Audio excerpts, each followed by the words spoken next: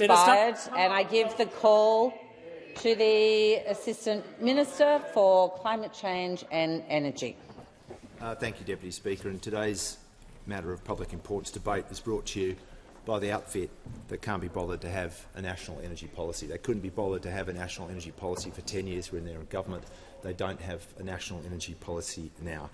The Shadow Minister for Energy was challenging me to tell the truth. When are we going to learn the details of their nuclear scam?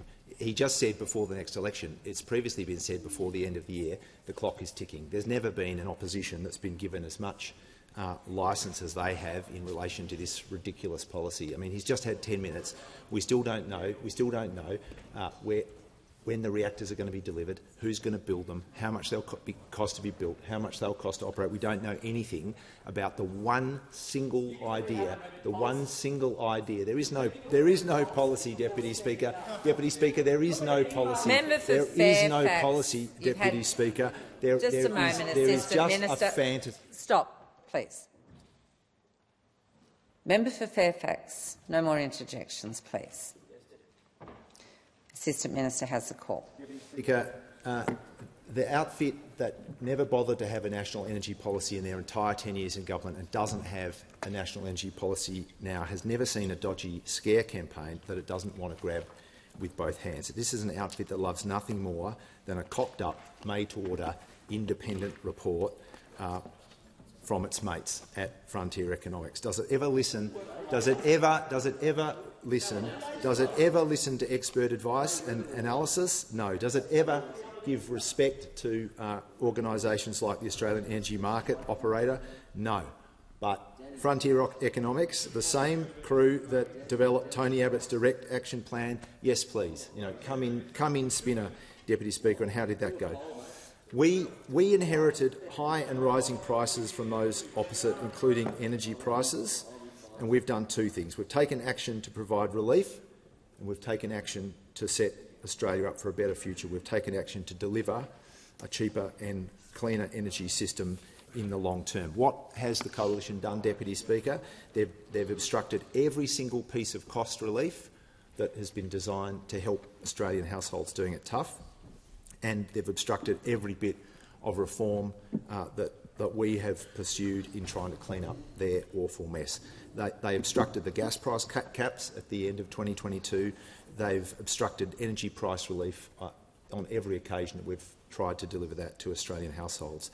And, of course, every single bit of reform that we've come along with after a decade of neglect, after a decade of no national energy plan, a decade in which energy generation in Australia went backwards by 1 gigawatt, and the only thing that the former Minister for Energy was prepared to do in the face of high and rising prices, in the face of decreasing energy supply, was to come along at the last moment and try to hide the fact that energy prices were rising from the Australian people in the shadow of elections. So, Deputy Speaker, we will continue to focus on supporting Australian households and supporting Australian businesses, and we will continue to focus on creating a cheaper, cleaner, more secure and self-sufficient Australian energy system.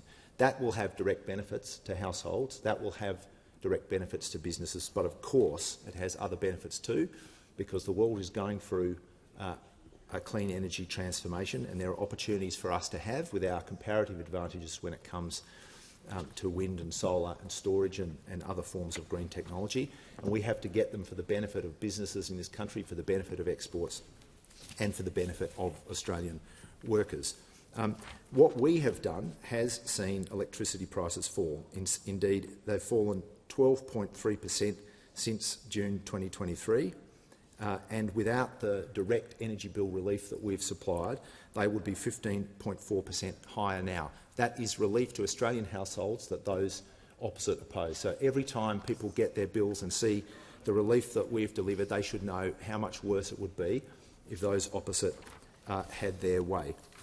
Deputy Speaker, we know that building a cleaner and cheaper energy future requires more renewables and storage because it's the cheapest form of new energy generation. And frankly, Australians know that because 1 in 3 Australians have home solar PV. It delivers cheaper energy to them. And last week we crossed for the first time 4 million households out of 11.5 million households, 4 million households in Australia with solar PV. We have the highest penetration of solar PV in the world because it allows people to have access to cheaper energy. And that technology has become more efficient over time, a lot of it with Australian innovation built into it, and it's become cheaper. In fact, solar PV for households become 85% cheaper over the last 10 years. And we are now working to extend those benefits to more Australians, particularly to those who face the most disadvantage. We have the Social Housing Energy Performance Incentive Program, which is delivering the benefits of solar and batteries to social housing tenants around Australia. I was glad to be in South Australia when we announced that program earlier, and I've seen a couple of community batteries that have been opened in South Australia where you've got, in each case, 300 social housing tenants getting the benefit of virtual power plants to bring down their energy prices on average by $550 a year. That's the kind of work that we are focused on. That's the kind of better future we are trying to build for Australians.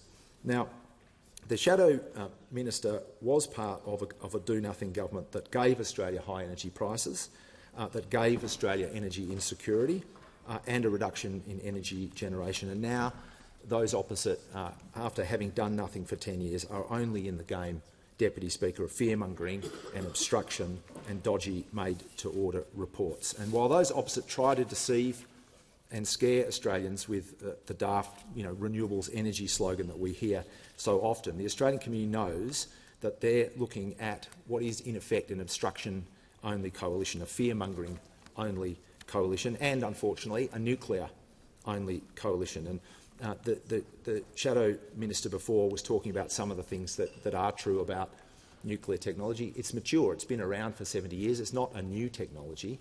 It has never been able to address its biggest flaw, which is its unbelievable eye-watering cost. I just talked about solar energy getting cheaper, 85% cheaper in the last 10 years. Nuclear energy has got more and more expensive over time. The capital costs have become more expensive. The operating costs have become more expensive. We know that if they got their chance to inflict nuclear energy on the Australian community, it would take 15 to 20 years. It would cost $600 billion. It would cost every Australian household $1,200 or more per annum. That is the reality of nuclear energy. It is slow to deliver. It is inflexible, uncommercial, uninvestable and uninsurable, not to mention dangerous and risky. And it is in decline worldwide. The Shadow Minister tries to tell a story that suggests that actually nuclear is going big elsewhere. It is not. Nuclear energy peaked as a proportion of energy, global energy, in 1996. 28 years ago, nuclear energy peaked as a proportion of global energy, and it has been falling since then.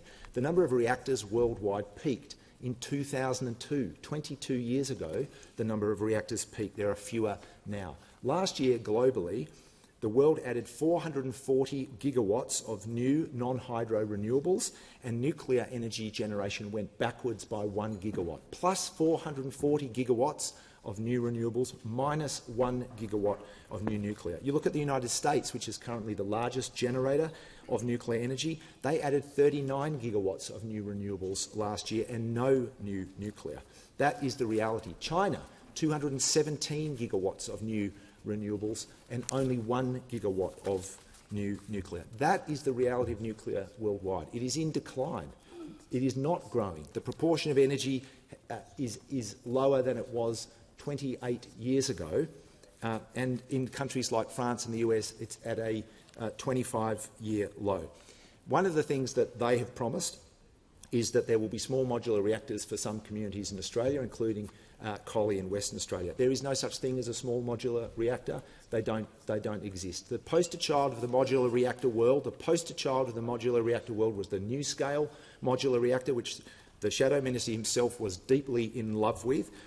It began by claiming in 2019 that it would deliver in 2024, that it would be operative this year, 720 megawatts for $8 billion. In 2023, the revised projection was going to deliver one-third less power for $14 billion in 2029. So it revised its initial estimates by saying it would deliver one-third less power for 75% more cost and a 5-year delay. And then, tick, tick, tick, boom.